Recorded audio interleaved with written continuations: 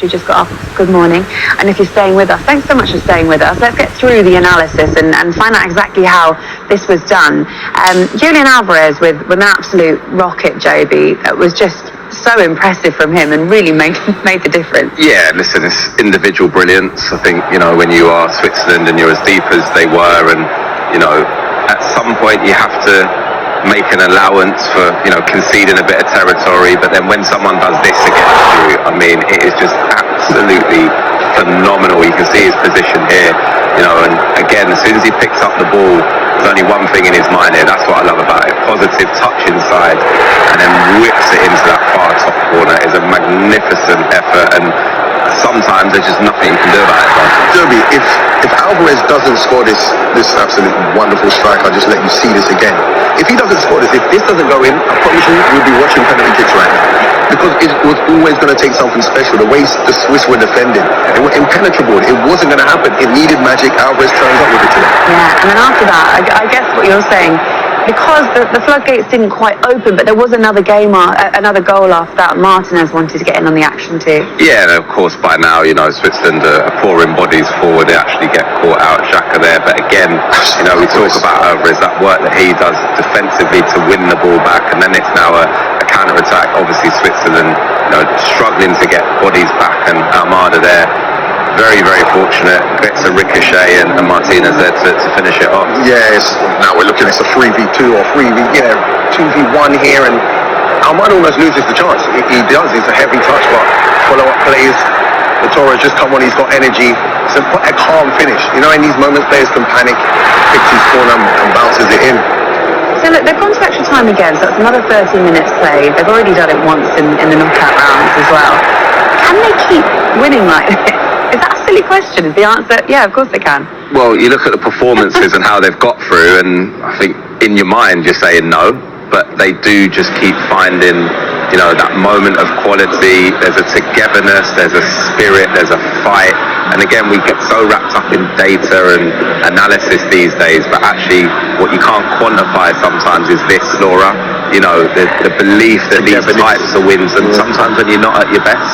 I know England have had a little bit of it, we haven't seen that standout performance in terms of maybe with the ball yet, but when you get through later stages in tournaments and you just find a way through, that builds belief in the squad that, again, a team like this, absolutely, it's just going to get stronger and stronger and stronger. Bradley, we'll take you back to the red card incident, Brilliant Bolo, because at this point in the game, it seemed like Switzerland were really on top, and they seemed to be the team that was in command at least.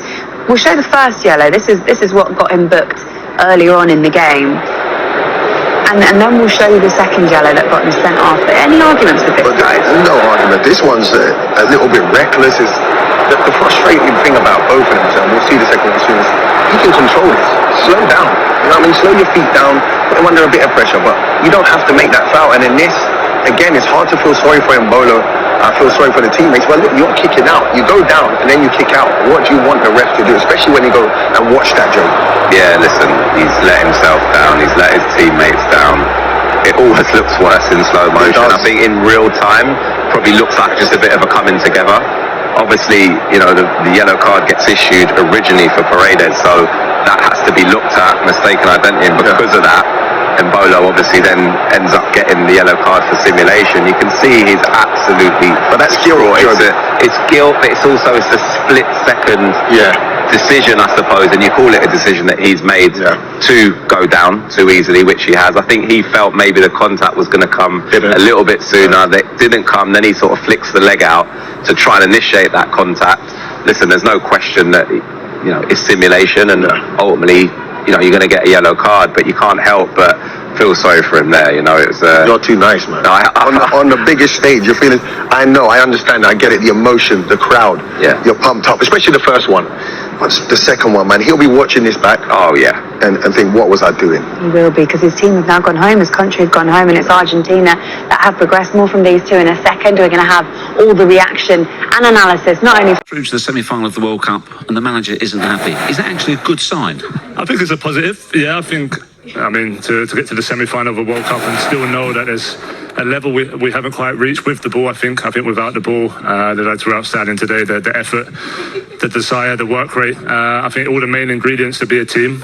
We have that. We've shown that in every knockout game so far. But yeah, I think the boss gets frustrated when he sees us train, he sees the ability, he sees the way we play in the final third and the amazing players that we have. And I think we just haven't quite shown that in a game yet, this World Cup, a full 90 minutes. So that's what he's pushing for. If we can find that this week and find that on Wednesday, then that could be the difference between winning and losing this trophy. And the fans, of course, singing Wonderwall with the England team on the final whistle there as well. As you can see, former England international Owen Hargreaves has joined Javier Hernandez now as we look ahead to what is going to be an incredible semi-final in Atlanta as Argentina, who we've just seen win behind us here, take on England. Going into that interview with Harry Kane, he was right. Thomas Tuchel said, we were lucky to get through the game against Norway tonight, but what we've seen from Argentina, a bit of the same. They've had to ride their luck throughout the knockout stages as well. Owen, what are you expecting to happen in this semi-final? Will we see them both perform at their best? Hey Jules, what's wrong with a bit of luck? You need a bit of luck in life. Exactly. You know they've had a little bit of luck, but I think the biggest thing for this England team, they got Jude Bellingham and Harry Kane. They're the two stars, obviously. This Argentina team, they have Messi, but we saw other players step up today. Arturo Martinez can chip in the goal. Julian Alvarez scored an absolute world-class goal. I don't think either team has reached their peak, and I don't think there's any favourite really in the game. I think England wouldn't be worried about watching that, and I don't think Argentina would probably have lots of work if they've seen the way England play. But the one thing I would say is these guys have hung in there in really difficult moments, and every time, Jules, they keep coming through.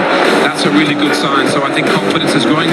They know they can play better, but when you've got world-class players like Harry Kane and Jude Bellingham, Jules, you got a chance without question. I think it's 50-50. I don't think you can call it. England have never faced Messi. Yeah, first time. It's always a first time for everything, you know?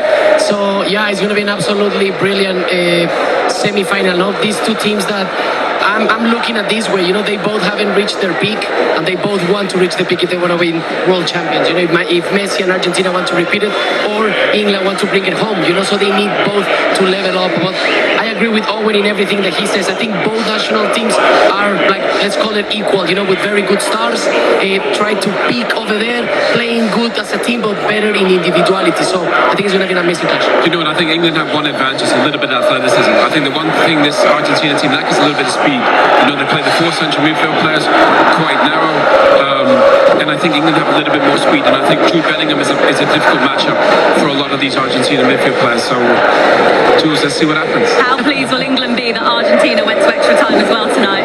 I think they're going to be pleased, of course, because you want to find similarities, you know, and let's call it like fair situations. You know, they both went to extra time. But yeah, it's going to be an amazing semi-final.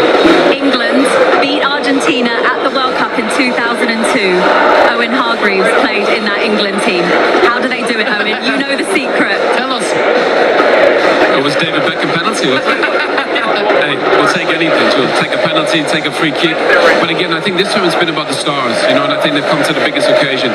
Feels like it's Jude Bellingham's World Cup for whatever reason. And I just think every time something big happens for England, it's Jude. And I just think Jude, I think he's got the key to the safe.